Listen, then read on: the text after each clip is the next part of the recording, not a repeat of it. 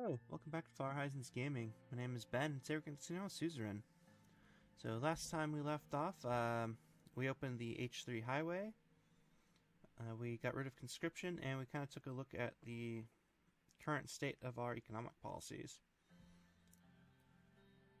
So I believe we looked at all of the, looked at all the reports last time, so we're going to, go ahead and start off. Alright, take the back. There's one more report here in Wholesword, so let's take a look at that, and then we'll look at the new investment projects. So, Education Privatization Updates. The Ministry of Education has reported that the privatization effort for education has been going well, and that they are on track to meet targets. The capital received from the privatized schools and competing private investors has already shown results in the form of new schools and improved quality of education in most major cities. Awesome. Alright, investment megaprojects. The Ministry of Economy has put forward 4 bold plans for investment projects, with each aiming to solve different issues ranging from production to infrastructure. The 4 available investments are Benfi International Airport, Morna Seaport, Conradt Industrial Zone, and Sarna Agricultural Zone, minus 2 government budgets.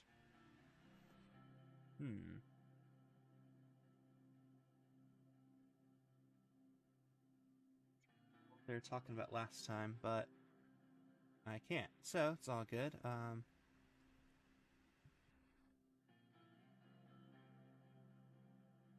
Yeah, I think we're gonna go for the industrial zone because that should help. But work on the economy and possibly help increase exports. So we'll go with that one. And just like that, we're back down to -3 budget, but that's cool. Alright, where to next? Back down to Deer. Okay. Budget allocation of healthcare. Interesting, alright. I was having my afternoon tea in my office and going through newspapers. One of the headlines piqued my interest. It read, Polio Crisis in Valen. Before I could start reading, I heard a couple knocks. Pascal entered, followed by Lucien. Mr. President, it's time for the scheduled healthcare meeting. Good afternoon. Please take your seats. They have taken their seats, and Pascal produced documents from a suitcase. He put them on the table. Pascal looked at the newspaper I was reading. Very troubling news from Valen, Mr. President. I have just returned from a meeting with our top scientists on the matter of polio. It seems to be spreading. Indeed, this might have dire consequences in the region. He nodded. What I was told by our researchers was that with the current infection rate, there will soon be millions of people affected by polio. So we have notified all of our healthcare staff, especially the ones closest to the Valen border. Unfortunately, these are also the more rural areas where we lack equipment and staff. We need to be ready for any possibility. I doubt it is that serious yet. Regardless, back to the topic, Mr. Bennywall. Pascal put on his reading glasses and went through the documents. He didn't say anything for a whole minute. Mr. Bennywall? Yes, of course. Let's start. He put the papers down, cleared his throat, and looked at me. In general, I am very content with the budget decision that was made. This comes as a very pleasant surprise that we all welcomed at the Ministry. The overall mood has been positive as the administration focuses more on the healthcare. I'm excited about what we can achieve with the allocated funds. Do you have any specific areas of focus in mind? I am personally invested to solve the horrible infant and maternal death rates, along with your requests. As you know, I have been preparing a new privatization program that will create funds through selling of unused ministry property and some extra taxes. It might not go against our strategy to promote a market economy, but I'm personally against privatization of government services. Such vital services must be under state control. Aside from creating additional funds, there's a long-term problem with privatization in a country like Scotland. You're right. There might be structural issues, especially due to private greed and market manipulation. Also in a country where most people don't have access to quality healthcare. I do agree that there is some concern there, but the benefits of competitive and quality services is greater. This is not Arcadia nor Lesbia. You are talking about Solden, in which the healthcare is free for now. We have people who have their lives depending on a service that is free to them. Messing with that structure will definitely hurt us politically in the future. That I know for sure. The choice is yours, Mr. President. Well, we'll keep healthcare in state control. Don't allow any private involvement that can endanger core health services. As you wish. The health services shall remain in public hands. Good choice. Now, let's get to the big question of how we will spend the extra funds dedicated to the Ministry of Health. What are your suggestions? We have 3 options to use the majority of our funds on. We could build new hospitals where needed, we could spend money on increasing salaries for health workers, or we can spend money to improve existing treatment in rural areas. Building new hospitals sounds interesting. It would also boost our popularity. I personally like the idea too, but I don't see the lack of hospitals in certain cities as a huge issue. The real issue is the quality of health staff and access to it in desolate areas, but building hospitals would also be good. Building new hospitals would be much more valuable to us from a political perspective. It is a tangible fact we can show and use to our advantage. I believe improving treatment in rural areas should be our focus, Mr. President. It would be best to consider the political advantages of each one, as well as the practical advantages before making a decision. A few minutes went by in contemplation as the moment to make a decision came near.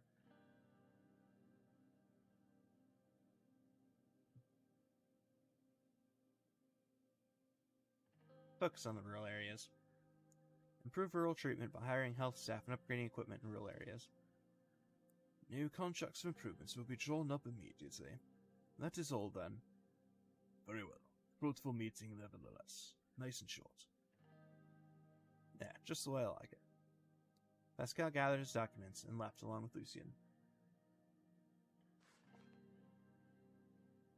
Cool. Alright. So we got a country overview update. Welfare.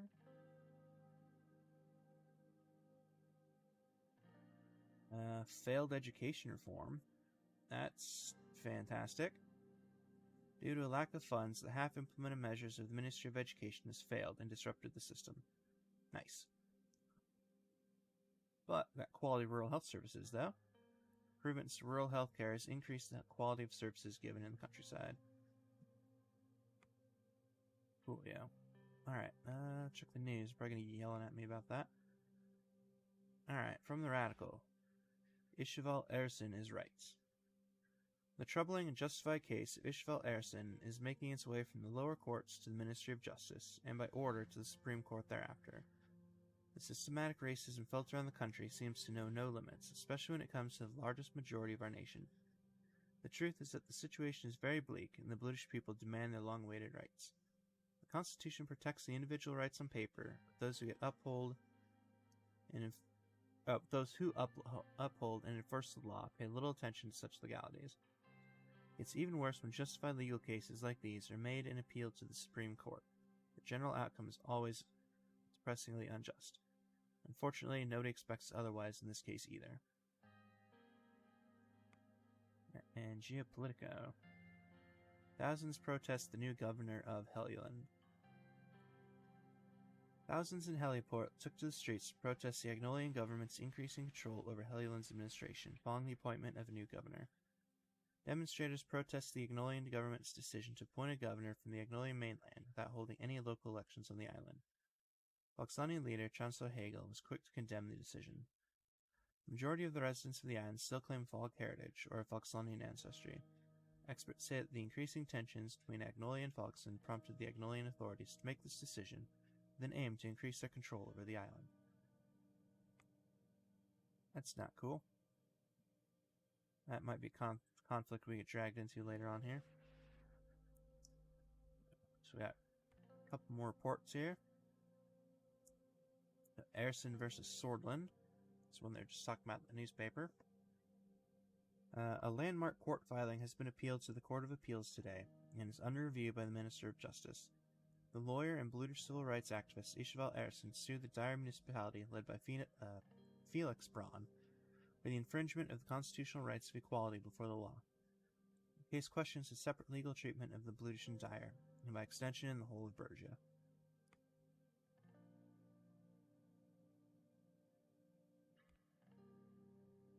Valen Border Report. Chief of the Armed Forces Falcon Kruger reported that the Vasic Armed Forces are moving north towards the town of Vernon. On their way, many Blutish villages were assaulted, and the initial reports indicate a high death toll. As they are approaching closer to the border, Vasic Army's movement will be observed closely. Many displaced refugees from the battles have been seen moving toward the Sortish border. They have been turned around forcefully to ensure the complete defense of the border. Yeah, I have a feeling that might have been a bad move, but a little late now. Alright, back to Holsword to talk with Friends Richter about the upcoming vote. The preparations for the new constitution were nearly complete. Soon we are going to propose it to the Grand National Assembly, a huge step for our administration. But we desperately needed more support. That's why I invited Friends Richter for a chat about the upcoming vote. He and his party held the key to our success. We met in the presidential office at the end of the day. He arrived in his signature navy blue suit, handing me a box of famous Arcasian chocolates before settling down on the couch. It's good to have you here, Mr. Richter. Likewise, it's nice to finally have some time to talk. He took a folder from his briefcase and flipped it open. I could see the scribbles he'd made in the margins of my draft proposal. I have to say, I am surprised by this proposal you've prepared for the new constitution. I really do not understand your reasoning behind some of the changes. What parts don't you understand? Don't get me wrong, I like your draft, as I've already stated. I'm just shocked you listened to our demands. Decreasing the electoral threshold and the term limits, that's more than we'd hoped for. And I completely did not expect you to go against Tarkin's soul and abolish the Member of Honor laws. It's a bold move, and I respect it. How does the USP feel about that, Mr. President? Is this political suicide, or did you actually manage to get the party behind your changes?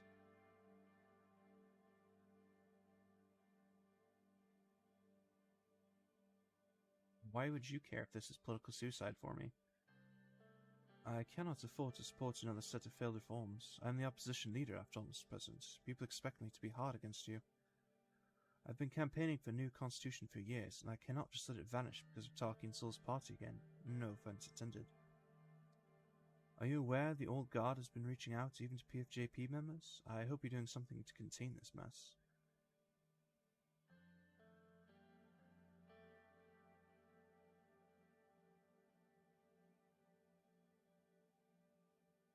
But, of course they are, but we shouldn't worry. So you have a plan. But even if the changes pass in Assembly, how are you going to win the Supreme Court over when your draft takes away the Justice's immunity?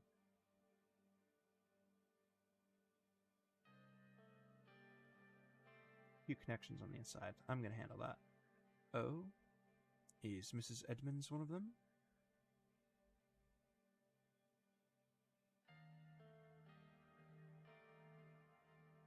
Not yet, but we're working on it.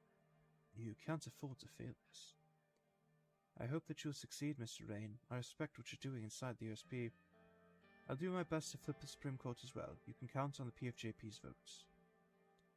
I just want your promise that you'll give us proper credit and finally do something about the unbalanced representation of our party on state television.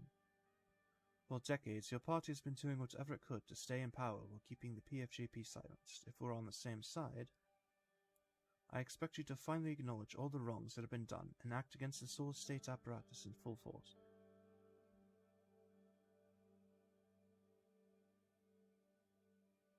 Of course, we're in this together. That's great to hear. I hope I can rely on you. In the upcoming vote, we expect the USP to rally behind your proposal.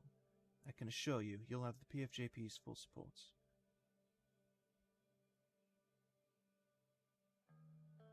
Happy to cooperate with you, Mr. Richter. Likewise, Mr. Rain. Was there anything else? Before you leave, I'd like to address a few things I've heard about you. There are so many things said about me that I can't keep track of them anymore. What exactly do you mean?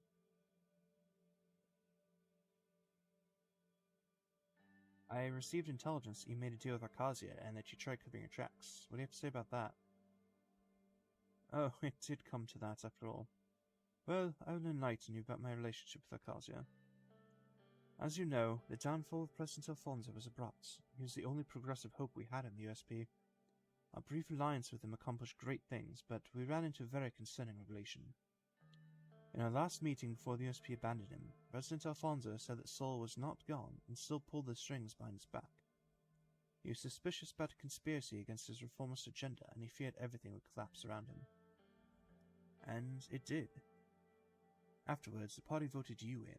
I don't think it was a coincidence, Mr. Rain.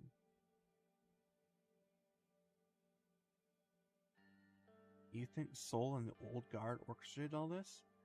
Yes, they knew that Alfonso's reforms would cripple their strength and remove them from power. So, they removed him first. After realizing the true extent of the Sol's deep state's influence, He looked down for a second and continued. We are in this together, so I will be honest. I lost hope that Soldan could ever achieve the liberties and democracy that I've been working so hard for as long as Solism was still alive and well. So I decided to act. Act how? I was contacted by an Arcasian senator and one of Arcasia's biggest tycoons, and I decided to agree to the meeting in hopes of receiving support. I kept listening. I flew to Arcasia, and I eventually met President Walker. He offered political and economic support for me and my party, asking us to lead Soldan into the democratic sphere and become a member of the ATO. But the exploitative conditions he was demanding would have crippling effects on our economy. I told him that I was only there to increase economic cooperation and nothing else. I did not get the support, nor did I do anything illegal. To this day, I feel ashamed to have gone to the feet of Acacia like that, but at least I managed to stop myself from becoming the very thing I've been fighting against.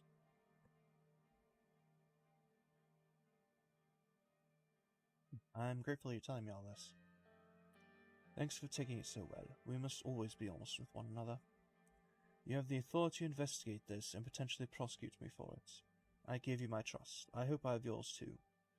I will always acknowledge my wrongs and keep fighting for a better future. I believe we are not different. We are not that different in this.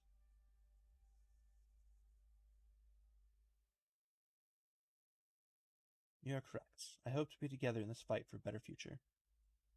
As the revolutionaries once said, the morning will come. Mr. Rain, we'll see it one day.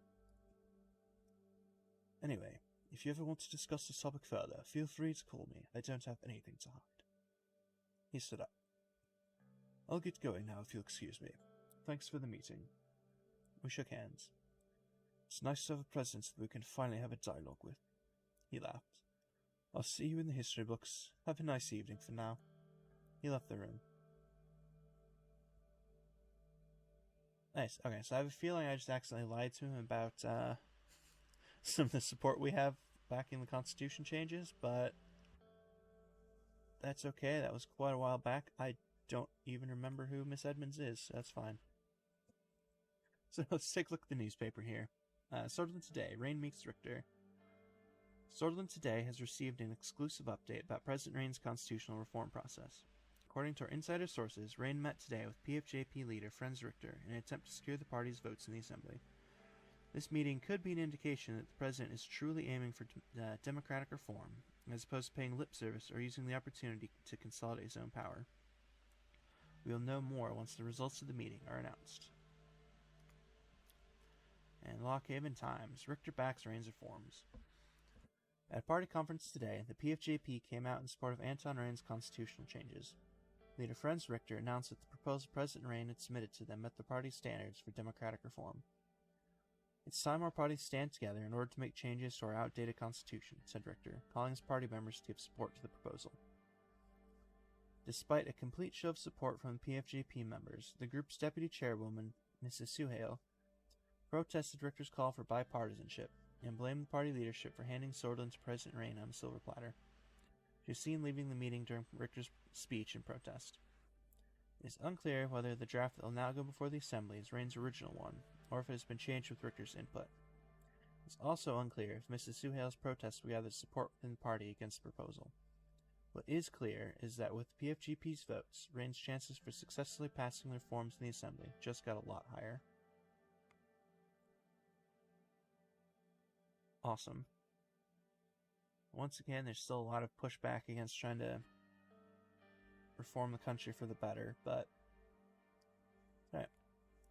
We'll see how it goes here. Alright, I'm going to start with the report here first. The PFJP Conference. At yesterday's party conference of the PFJP, Friends Richter announced he'll be giving his full support to constitutional changes proposed by the USP. He asked the members of his party to follow him in this endeavor and set aside their differences for the greater good of the country. Now, just what we just read. Alright, award company contract. Several companies put forward their bids for the new investment projects. Let's see, the SSC, Underhall Construction, and Taurus Holding Companies have put forward their bids in hopes of winning the government contract for the new ambitious investment projects. I'm going to give it to Taurus again. They did well with the highway project. We are losing money at a crazy rate here right now, but alright,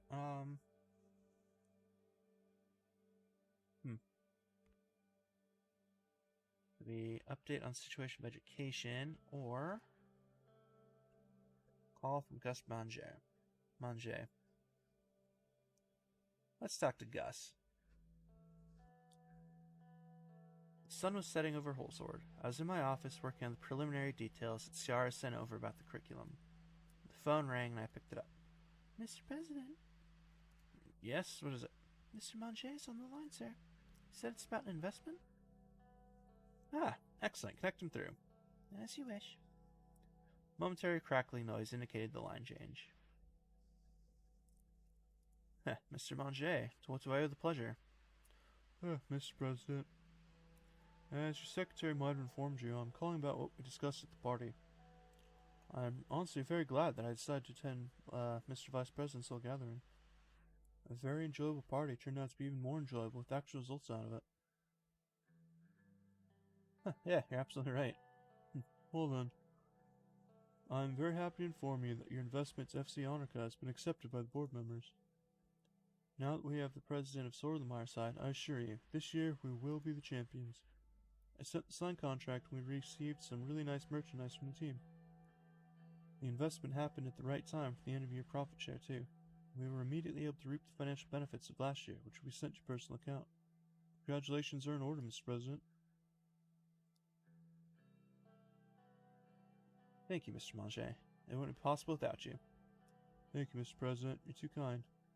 I'm looking forward to more successful ventures we might do together in the future. Thank you for your time. Yeah, for sure. Let me know if there are any other opportunities. Of course. I'll be in contact. Have a good evening, Mr. President. The line dropped.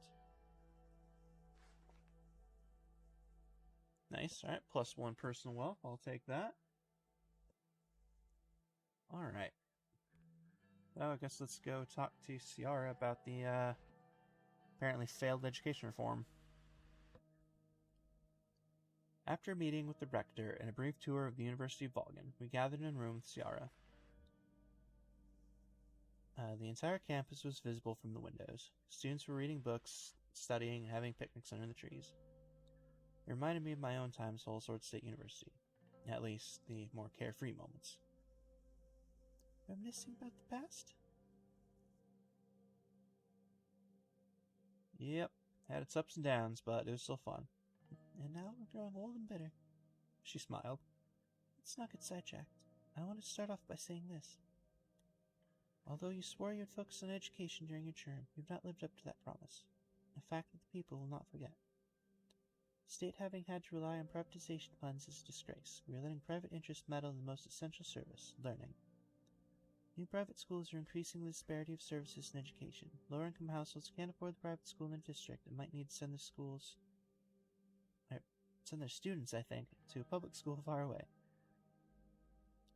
Although I insist that the funds are still necessary to close the gap in services, I can't say we've been entirely off track. I want to thank you for leading our education system in the right direction. Traditional teachings have long prevented proper progress. Wait, so she's saying it's total shit, but saying we're doing the right thing? Okay, I'm a bit confused here, but that's okay. That's why we're here. She nodded and brought out a stack of papers from her bag. Spinning her ballpoint pen, she went through the papers, organizing some of them together. Our ministry has prepared the necessary framework regarding how to spend the funds we've gained through school privatization. I've outlined 3 potential options. We can build new rural schools, improve the standards of existing ones, or increase salaries for all education workers. We have the capacity to implement only one of these options. Alright, tell me about the plan to build new rural schools. The issue is very critical as we are losing many young people to ignorance and illiteracy. Sorlin's rural population is full of untapped potential. With enough education, these people can be an asset to our workforce and society. Look at how United Cantana is pushing past Sarkozy in education research. It's because most of the rural populace has access to school. What does improving rural schools entail? Where to start? At the very least, they need new equipment and materials. Many of these schools are facing a shortage of desks and textbooks. The ones that haven't been updated since before the Sol administration. Teachers lack the resources to give sortish youth a proper education. It can be as bad as if they don't go to school at all. Why should we increase the salaries of education workers? The job itself should be held in higher regard and be compensated accordingly. These are people who have chosen to dedicate themselves to the betterment of others, to help raise the next generation. We ought to give them what they deserve. I'm ready to decide. She put the pen down and looked at me.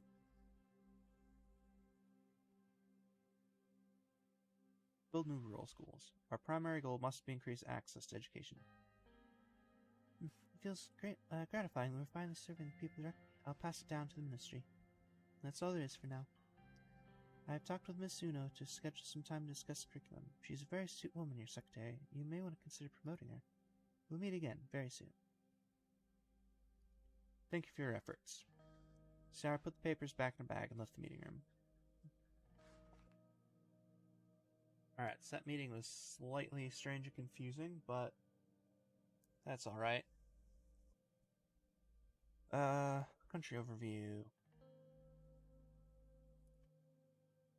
Alright, so we have failed education reform, but accessible rural education. So, yeah, not doing super great with education, but at least there's some sort of an improvement.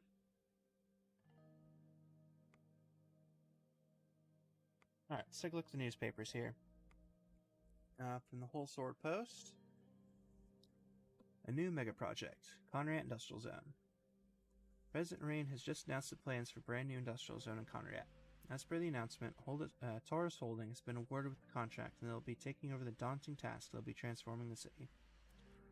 On completion, this mega project will provide a much-needed production boost not just to Conrad, but to the greater Whole Sword region. And Swordland today. Valen refugees fleeing to Swordish border. As Valen President Viktor Smollett continues his operations against Blutish insurgents in his country, a web of people, Vaesic, Swordish, and Blutish, have been attempting to flee the conflict and cross the border into Swordland. According to the report from the Alliance of Nations, the situation inside Valen is becoming increasingly complex, with many different groups and factions entering and leaving the country. The AN reports its international reporters are no longer being allowed inside Valen, and the information from the country has become increasingly difficult to obtain. It also explicitly warns the neighboring countries of an upcoming refugee crisis. It remains to be seen how the Rain administration will deal with the influx. My guess is not very well, because, yeah, we're already off to a poor start there. But I think that's all we've got time for today, so we're going to go ahead and leave it here.